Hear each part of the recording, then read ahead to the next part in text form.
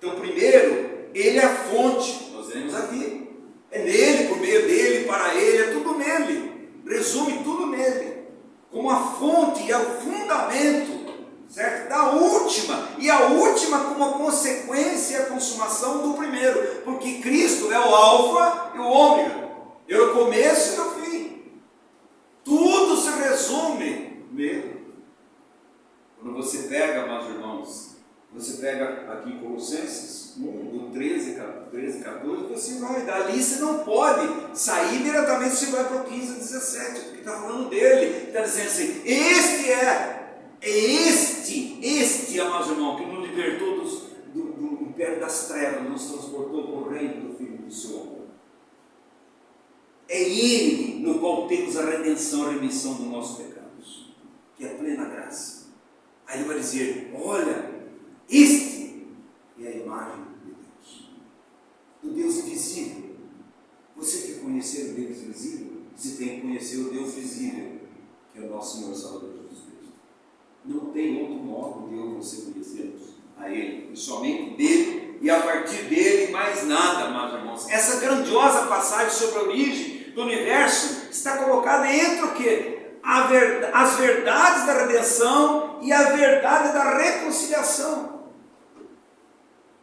O supremo propósito de Deus em tudo, você vê aqui nessa passagem. Ele fala do Deus invisível, Deus visível, ele fala que tudo nele subsiste, ele fala que é o cabeça da igreja, e ele reconcilia o céu e a terra, tudo converge para o próprio Senhor Salvador Jesus Cristo. Somente à luz da redenção pode a criação ser corretamente interpretada.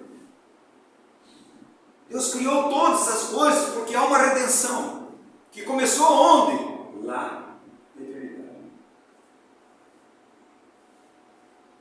Você está vendo que muitas vezes nós lemos a Bíblia, nós centralizamos só ali, como se Deus fizesse o homem e a mulher e falasse assim, bom, vamos ver se vai dar certo? Como se Deus falasse assim, nossa, eu errei alguma coisa, porque como é que eles pegaram? Não, irmãos. Imediatamente o homem pecou, Deus falou, opa, a redenção, o descendente da mulher vai cruzar a cabeça. Ou matar um cordeiro, e a partir daí você vê o sangue caminhando. Todos chegam a Deus agora através do sangue. E eu e você chegamos a Deus através do sangue do nosso Senhor Salvador Jesus Cristo. Tudo ele permeia pelo sangue de Jesus. E eu e você agora podemos entrar no Santo do Santo, onde só o sumo sacerdote podia entrar uma vez por ano. Ele diz que todos nós somos sacerdotes, podemos entrar.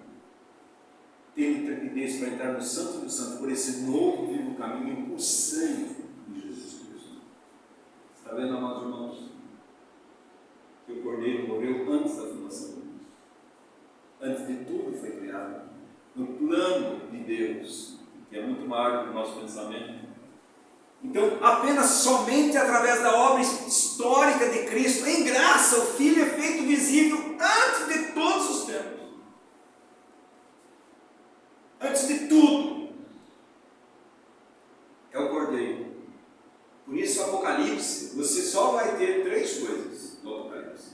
Vai falar sobre o Cordeiro, vai falar sobre a igreja e vai falar sobre o juízo eterno. São três focos em todo o Apocalipse. O Cordeiro, a igreja e o juízo daqueles que não recebem Jesus como Salvador, que negam a Cristo, que levam sua vida do jeito que você quer, sem ter o amor a Cristo, a devoção a Cristo, e quer glorificar a Cristo. Qual é o relacionamento de Cristo com o universo? Em que ponto ele entra no vasto esquema das coisas? Amados irmãos, ele entra ali quando você vê Gênesis capítulo 1 a 3. Jesus já está entrando ali. Façamos o homem em imagem e semelhança. Quem está lá? Deus Pai, Deus Filho e Deus Espírito Santo. Toda a Trindade está ali. E é, amados irmãos, o quarto evangelho. Nós podemos dizer assim. Porque ele vai dizer, olha, ele vai pisar a cabeça da serpente. Está falando aonde? Da cruz. Lá na cruz. A Bíblia diz que Deus cancelou o escrito de dívida que era comigo e com você. Rasgou lá na cruz, triunfou sobre Satanás. É o Evangelho da graça de Deus. Também lá em Hebreus 1 e 2.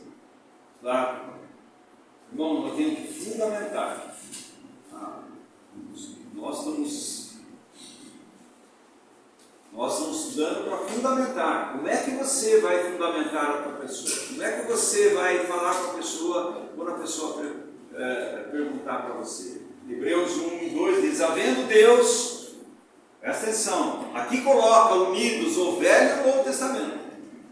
Esse versículo coloca o Velho e o Novo Testamento unidos. E vai dizer assim: havendo Deus outrora, Velho Testamento, falado muitas vezes, de muitas maneiras, aos pais, pelos profetas, isso é o Velho Testamento. Nos últimos dias nos falou pelo Filho, é o Novo Testamento. Então tudo que você viu no Velho Testamento, Deus de um modo ou outro estava sinalizando para o seu Filho. Eram figuras, eram títulos. E agora ele fala no Filho. O Filho é encarnado. O Deus encarnado. E diz assim: a quem constituiu herdeiro de todas as coisas, pela qual também fez o universo.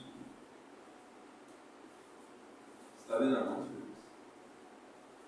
E você pensa bem. Os filhos maduros são os vencedores. Não vou entrar nesse assunto, mas a Bíblia diz que agora, se somos filhos maduros, somos também herdeiros, e herdeiros de Deus, e cordeiros com Cristo. E com ele, se com ele sofremos, também com ele seremos glorificados. Toda a revelação da palavra de Deus, amados irmãos, deve nos levar a prostrar-se aos pés de Jesus. Toda a palavra de Deus. Você vê que aqueles que tiveram a revelação de Cristo, como eles fizeram? Caíram nos pés de Jesus. Caíram nos pés de Jesus. Pela revelação maravilhosa. Ó Senhor, eu sou digno que você entre na minha casa. Eu sou digno. A revelação de Jesus. Cristo encarnado. Deus encarnado. Então, amados irmãos, essas passagens aqui, eu vou ler João 1, de 1 a 14, que são glórias de Jesus. Ele é a vida, Ele é a luz, Ele é o Cordeiro, Ele é o Deus encarnado, Ele tabernaculou, habitou, morou aqui conosco. João vai dizer: nós vimos a sua glória, Ele veio cheio de graça e verdade, Ele veio revelar ao Pai, são tudo glórias de Cristo. Então nós vemos aqui, o Redentor é o Criador, Ele é o seu poder, Ele demonstra o poder de Deus. Por isso, é inadmissível alguém olhar a natureza toda e falar assim: não há Deus. Porque Deus manifesta o seu poder através daquilo que Ele criou. O Criador é o Redentor, que nos assegura o quê? O grande amor de Deus por mim.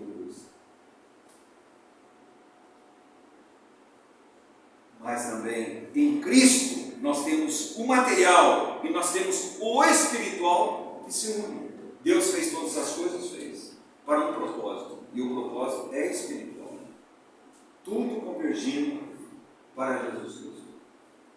Então aqui nós temos três verdades fundamentais: a divindade essencial de Cristo. Cristo é Deus. Então toda vez que a pessoa bate na sua casa e diz assim: eu vim pregar aqui Jeová, mas e Cristo? Não, Cristo não é Deus. Então você não recebe. Agora, se a pessoa quiser ouvir sobre Cristo, pregue. Você não pode dizer: não vou. A colocação que eu sempre fazia não vai mais em casa. Eu dizia assim: olha, eu vou descer aí, eu vou te ouvir, mas depois você vai me ouvir, tá bom? Não vai. E a Bíblia diz, é claro, amados irmãos, tem coisas na Bíblia que é orientação para mim e para você. Nós não devemos deixar de lado, ele fala assim, olha lá.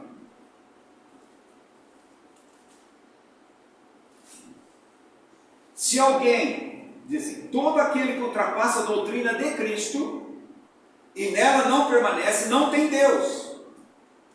Porque se você não tem Cristo, você não tem a Deus. Se não você vai a Cristo, você não chega a Deus. Se não passa por Cristo, você nunca vai ser filho de Deus. Para ser filho de Deus, tem que passar pelo Filho de Deus, pela cruz.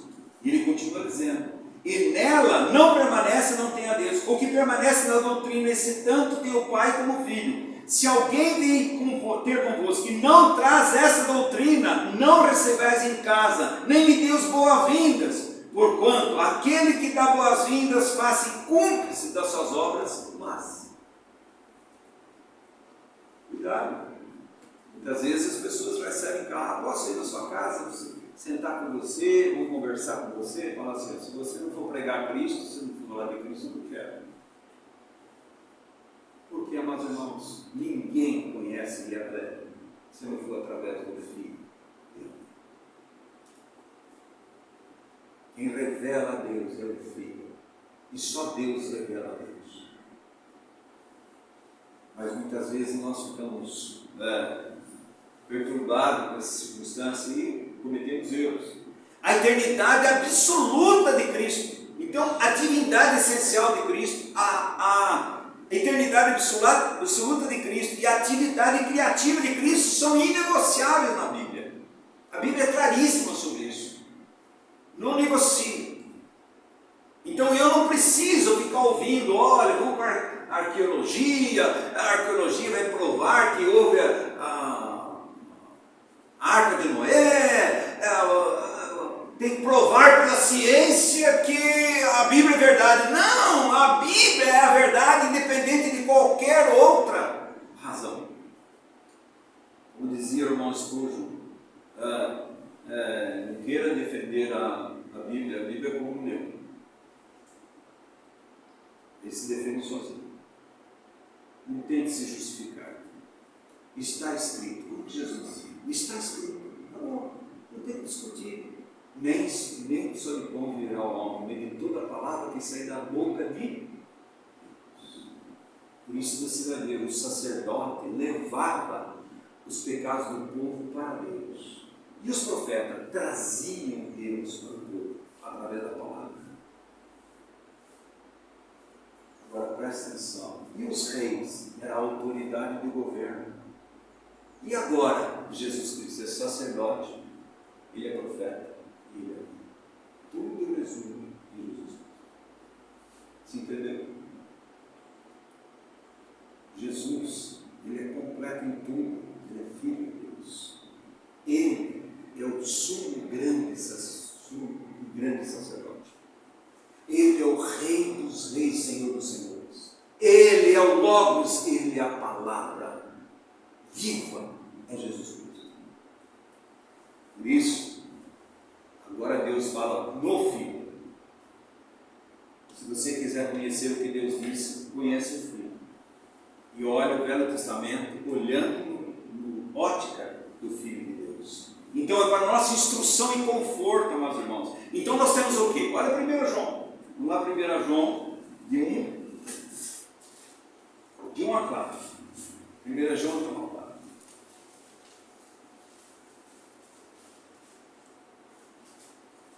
Porque muitas vezes nós ficamos pensando, olha, o filho entrou na história porque houve a queda de Adão. Amados irmãos, o filho entrou na história na eternidade. E ele vai entrar na história como Deus encarnado. Aí sim, você vai começar desde Gênesis até Apocalipse. Mas tudo é na eternidade. Ele diz assim, olha o que João diz. O que era desde o princípio. É interessante. Porque João, ele começa o Evangelho de João dizendo assim, no princípio era Deus, era o verbo estava com Deus, e o verbo era Deus. Presta atenção. Ele vai voltar para o princípio. A igreja tem que voltar para o princípio. Olha que continua. O que era desde o princípio, o que temos ouvido, o que temos visto com os nossos próprios olhos, o que contemplamos em nossas mãos, apalparam, tocaram com respeito ao verbo da vida, e a vida se manifestou, e nós a temos visto, e dela damos testemunho, e vós anunciamos a vida eterna, a qual estava com o Pai, e nos foi manifestada através do Filho. O que temos visto e ouvimos, anunciamos também a vós outros, para que vós igualmente mantenhais comunhão conosco. Como é que nós vamos ter comunhão um com os outros? Através do verbo da vida, através de Cristo. Não há comunhão sem Cristo. Ora, a nossa comunhão é com o Pai e com o seu Filho Jesus Cristo. Estas coisas, pois, vos escrevemos para que a nossa alegria, a vossa alegria seja completa. Jesus, Ele é o verbo da vida.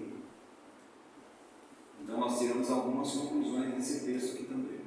Primeira, a pré-existência do verbo da vida, desde o princípio. Segundo, irmãos, a humanidade do verbo da vida. Nós vimos, nós tocamos a encarnação de Jesus. Terceiro, a manifestação do verbo da vida. Ele se manifestou, a vida se manifestou.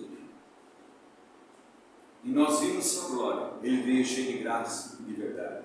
Quarto, a comunhão com o verbo da vida. Não há comunhão com Deus se não for comunhão através de Jesus Cristo. Porque através de Cristo Ele me justificou. Ele colocou diante de Deus, agora nós somos justos por cada obra da cruz. Mas Ele não fez só isso, Ele nos reconciliou com Deus. Agora somos filhos de Deus, reconciliados com Deus. Somos filhos de Deus. Mas não é só isso, a proclamação do verbo da vida. E o que temos visto, ouvimos, anunciamos também. E também nós anunciamos. Proclamação do verbo da vida que é Cristo. Do 3 ao 4.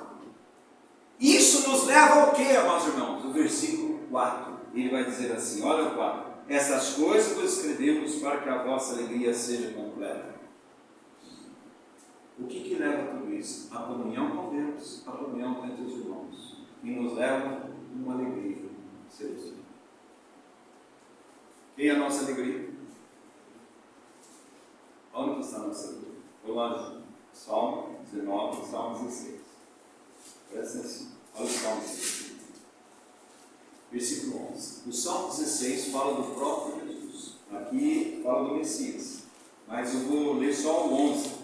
Salmo 16, 11 diz assim: Tu me farás ver os caminhos da vida. Presta atenção. Na tua presença, plenitude de alegria. Na tua destra, delícias perpétuas. Quem está à destra de Deus Pai? Jesus Cristo. Nós podemos só ter alegria verdadeira em Cristo Jesus. Ele é a nossa alegria. Por isso ele diz: alegrai-vos no Senhor. Outra vez digo: alegrai-vos no Senhor. Por isso, quando Jesus veio, o que os anjos disseram? Eu trago uma mensagem de grande alegria. Mas, irmãos, nós não podemos nem entender que quando abriu os céus e Deus disse: Este é meu filho amado, nele tenho todo o meu prazer, os céus se dobraram perante Deus.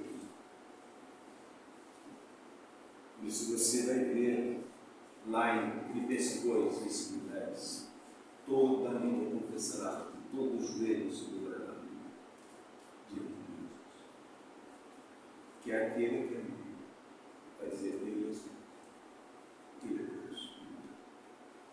Então você vê essas declarações maravilhosas. Então a declaração de Deus Pai está eternamente escondida e não pode ser conhecida.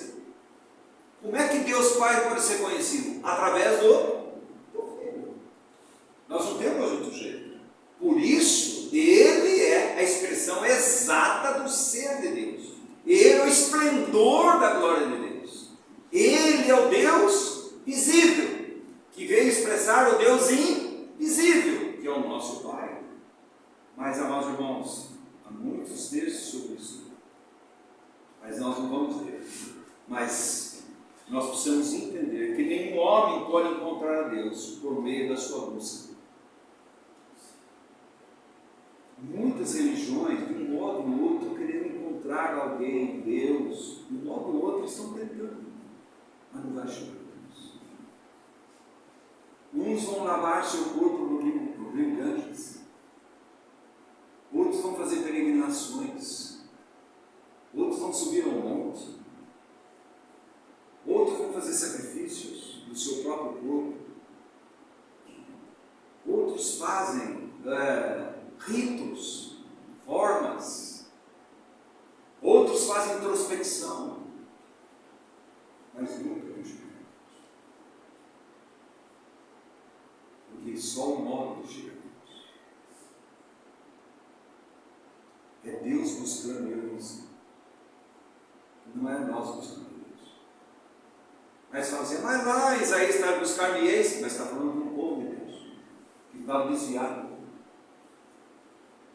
Agora, para aquele que está em trevas, morto nos ossos dele dos pecados, ele nunca vai buscar a Deus. Romanos 3 vai dizer isso.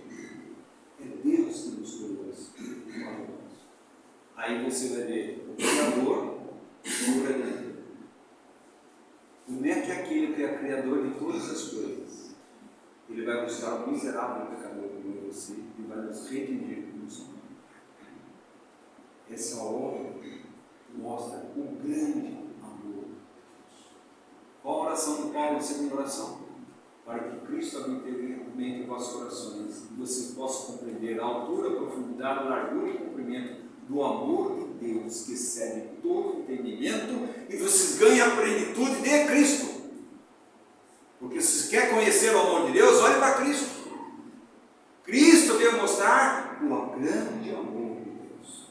Porque Deus amou o mundo de tal maneira que deu o seu Filho unigênito, para que todo que nele crê não pereça, mas tenha vida eterna. Deus demonstra o seu grande amor para mim e para você. O conhecimento direto e imediato dele é impossível eu e você vermos a Deus. Impossível.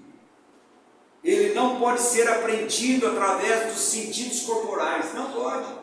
Aí a pessoa fica lendo aqueles mantras, ele fica lendo introspecção, quero chegar a Deus. Aí vai fazer os yogas da vida, porque por trás tem uma filosofia, os crentes também sabem disso, mas tem uma filosofia, você respire fundo, pense em você, entronize, você vai relaxar. Então os crentes estão fazendo yoga. E está além do alcance do nosso entendimento.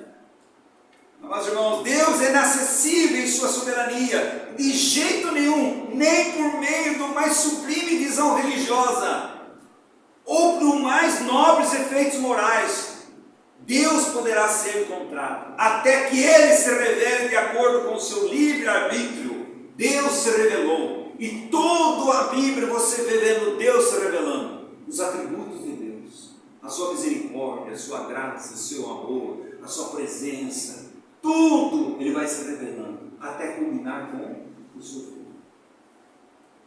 Deus queria que o povo dele conhecesse. Oséias diz assim, conheçamos e prossigamos em conhecer Deus. Mas o povo dele, a maioria, mas irmãos, não conheceram Deus. Lá no Salmo 103 diz assim, o povo, ele viu os milagres de Deus, mas não conheceu os caminhos. E você vai ver o Moisés, diante de tudo isso, dizendo para Deus, Senhor, se o Senhor não for conosco, nós negamos. Ele diz, Senhor, mostra-me o teu caminho. Segundo, ele fala assim, se o Senhor, nós queremos a tua presença. Terceiro, eu quero ver a tua glória. O que ele queria conhecer? A Deus. Na revelação do seu Filho. E Deus deu para ele. No monte de transfiguração estava Moisés e Elias. Moisés viu a glória de Deus. O seu Filho glorificado. Conhecer a Deus. A Bíblia toda na Bíblia é para que nós conheçamos a Deus. E Deus se revela através do seu próprio Filho. Então, meus irmãos, Ele é o Deus invisível e por isso é o Deus impossível de ser conhecido. Segundo, a revelação de que em Cristo o Deus invisível é completa e finalmente manifestado através de Jesus Cristo. Isso já lemos, vamos ler outra vez, João capítulo 1, João capítulo 1, versículo 18. Olha lá. Olha o que diz a palavra de Deus. Ele diz assim: ninguém jamais viu o Deus unigênito. Quem é o Deus unigênito? O seu Filho, que está no seio do Pai, é quem o revelou. Então Jesus veio revelar a quem? A Deus. Não tem a mais ou menos. E Deus se revela a todos aquele que Ele quer. Revelar, sabe o que é, amados irmãos? Tirar o manto de escuridão.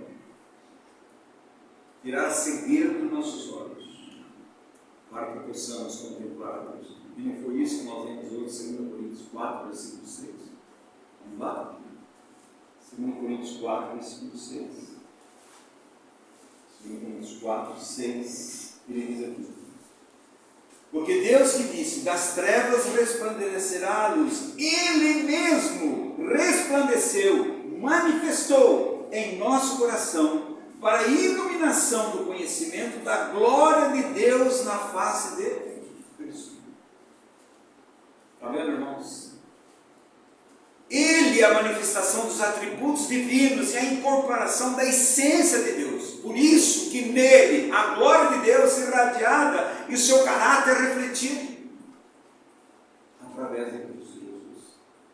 Por isso se vê Tomé dizendo assim: Deus me viu. Tomé, põe a mão aqui. Senhor meu Deus,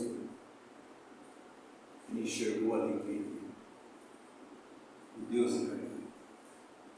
Sendo a imagem de Deus, ele se torna o invisível, do invisível para o visível. Agora é visível.